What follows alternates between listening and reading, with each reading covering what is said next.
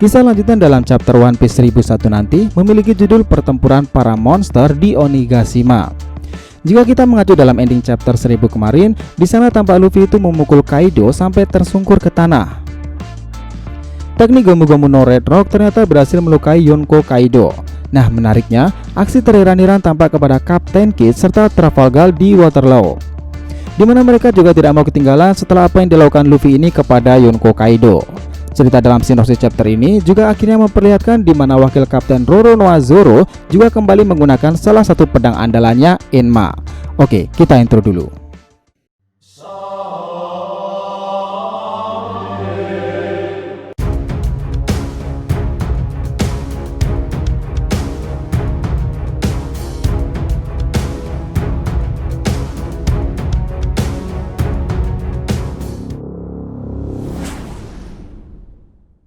Hai guys, welcome back to DRTV channel. Nah, kali ini kita akan berikan sinopsis tentang kejadian One Piece 1001 di mana pertempuran para monster. Sebelumnya, memang belum ada lagi orang yang bisa melukai Yonko Kaido. Beberapa puluh tahun yang lalu, setelah kejadian Wano Kuni dengan Oden, Kaido ini belum pernah bertemu musuh-musuh sekuat rivalnya dahulu dalam bajak laut Rock atau bahkan Goldie Roger.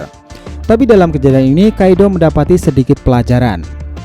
Nah, cerita ini kembali menarik setelah ada sebuah cuitan dari Roronoa Zoro seperti ini. Ternyata itu adalah haki yang Luffy pelajari dari kakek tua Wano itu. Setelah itu, Kapten Kid juga berkomentar, "Sial, kekuatan macam apa ini? Bagaimana bisa ia satu pukulan aja bisa berdampak pada tubuh Yonko Kaido?" Sejenak sang Yonko ini pun terdiam. Orang ini, padahal sudah kalah telak dariku beberapa waktu yang lalu di Kuri. Apa yang terjadi dengannya?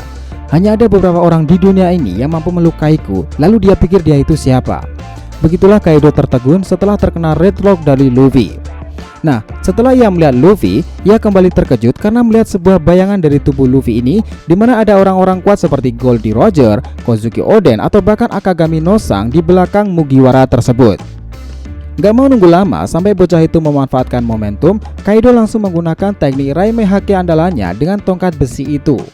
Yang menarik, Luffy sudah bisa menebak gerakan Kaido tersebut menggunakan Kenbun Soku no Haki. Kemampuan yang sudah Luffy pelajari dari lama untuk melihat sedikit ke masa depan. Namun, karena kecepatan dan kuatnya serangan Kaido, akhirnya Luffy sendiri tidak benar-benar bisa menghindari serangan orang itu dan Luffy terkena dampak serangan dari Yonko Kaido. Nah, setelah melihat Luffy ini terkapar, akhirnya Big Mom menyerang dadakan dengan Prometheus yang disebut sebagai Heavenly Fire.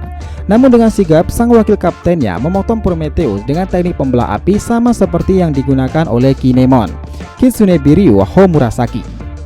Zoro mengatakan ia mencuri teknik tersebut dari Kinemon. Lalu ada yang menarik nih. Saat Kaido ini kembali menyerang Luffy, di sana Torao menggunakan teknik andalannya, Shambles, dengan cepat menukar tubuh Luffy ini dengan batu yang ada di dekatnya. Sedikit cerita nih, sebenarnya Law ini ditampilkan sangat kesal karena Luffy ini bekerja tidak sesuai dengan rencana di awal, di mana dulunya berencana untuk menyelamatkan Kinemon dan anggotanya terlebih dahulu sebelum melawan Yonko Kaido serta Yonko Big Mom. Namun dengan datangnya Luffy dan meminta Torao memindahkan Kinemon ke bawah, membuat Torao ini merasa jika dirinya seperti bawahan atau kru dari topi jerami. Nah, karena hal ini, Kapten Kid yang berada di sebelahnya terlihat menertawakan hal tersebut sembari menyelutukan hal seperti ini. Lihatlah, kini Law sudah menjadi bawahan dari Mugiwara sialan itu, dan dia tidak peduli jika orang-orang seperti mereka memutuskan untuk bekerja sama. Beberapa saat setelah kejadian itu, Big Mom ini menyerang kembali dengan Prometheus kepada Luffy, Torao, dan Kid, di mana api-api kecil ini ditembakkan melalui Prometheus. Tapi ada yang sedikit konyol dari kapten kita ini guys. Luffy secara spontan mengatakan hal seperti ini. Hanya orang-orang yang bermental lemah yang menghindari api-api itu. Mendengar ucapan berlagu dari mulut Luffy ini, Law dan Kid terlihat sangat kesal sekali dan sangat emosi. Dia mengatakan sampai kapanpun ia tidak akan mau mengikuti permainan konyol dari Mugiwara Luffy satu ini. Akan tetapi, berbeda dengan di mulut, berbeda pula reaksi tubuh mereka. Ketika serangan Prometheus ini mendekat, mereka semuanya malah tidak ada yang menghindar sama sekali. Dan tembakan dari Prometheus ini mengenai mereka semuanya.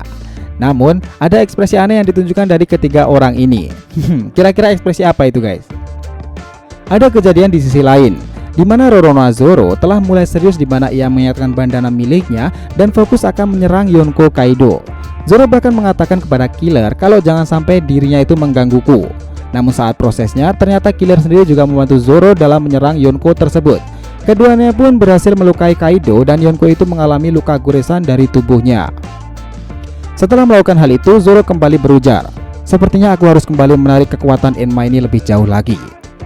Karena memang sampai sekarang pun Zoro belum sampai ke titik maksimal dalam menggunakan pedang Enma yang dahulu diberikan oleh Kozuki Hiyori. Di sisi lain, setelah ketiga orang ini kembali, mereka bersiap untuk melakukan serangan balik dan Yonko Kaido mengatakan kepada Big Mom untuk tidak melenyapkan mereka semuanya saat ini. Kaido sendiri masih ingin melihat mereka semuanya itu mengeluarkan kemampuan terbaiknya dahulu. Tidak mau mendengar perkataan Kaido, Luffy langsung menyerang menggunakan Gomu Gomu no Kongan dan Law dengan teknik yang disebut dengan Tag, di mana ia menjatuhkan bebatuan ke arah Yonko Kaido, dan Kid ini menggunakan Pang Rotten, di mana tangan besi raksasanya ini mencoba menekan Yonko Kaido, di mana aksi epik dari ketiga orang ini bahkan membuat Big Mom malah tertawa. Yonko satu ini kembali menggunakan Prometheus dan Napoleon untuk membuat pedang api, tapi di sisi lain ternyata Kaido ini keluar dari serangan itu ke dalam wujud mythical Zoan-nya. Dua Yonko yang sudah sangat serius ini terlihat bersiap-siap untuk mengajar para supernova di hadapan mereka itu. Dalam wujud mythical Zoan-nya, Kaido ini berucap, "Sayang sekali jika kalian harus mati di sini. Tapi mau bagaimana lagi? Setelah kekalahan kalian, aku akan mengambil alih kru kalian, semua informasi Poneglyph yang kalian punyai, dan siapapun yang memenangkan peperangan ini, ia tinggal satu langkah lagi akan menjadi Raja Bajak Laut." Sepertinya peperangan besar-besaran akan terus memuncak dalam cerita One Piece di Wano Kuni ini. Tapi sayangnya untuk info ke depan, chapter One Piece berikutnya akan libur. Jadi itulah tadi pembahasan mengenai sinopsis tentang kejadian One Piece 1001, di mana akan terjadi pertempuran para monster. Jangan lupa kasih saran di kolom komentar dan subscribe channel ini. Semoga ceritanya itu memberikan sedikit informasi dan inspirasi setiap pembahasan animenya. Thank you telah menonton konten DR TV and will be come back.